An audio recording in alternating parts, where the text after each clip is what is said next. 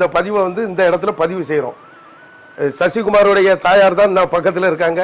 8 வருஷமாக குழந்தை பாக்கியம் இல்லாத உமா மகேஸ்வரி ராஜா தம்பதியர்களுக்கு இன்னைக்கு பகவான் ஒரு காணிமடம் யோகிராம் சிவகுமார் மந்திராலயத்துக்கு 1 வருஷத்துக்கு முன்னால வர்றாங்க.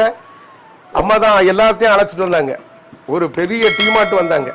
வந்து அங்கே இருந்து நாம ஜபம் சொல்லும்போது சாமி சொன்னாங்க, உங்களுக்கு குழந்தை பாக்கியம் கண்டிப்பாக உண்டு என்று சொல்லி மாம்பழம் வாங்கிட்டு வர சொன்னாங்க. உடனே மாம்பழம் வாங்கிட்டு வந்து அதை மந்திரிச்சு சாமி வந்து கொடுத்து இன்னைக்கு அந்த குழந்தை பிரசாதமாட்டு இன்னைக்கு அந்த மடியில் தவழ்ந்துக்கிட்டு இருக்காங்க.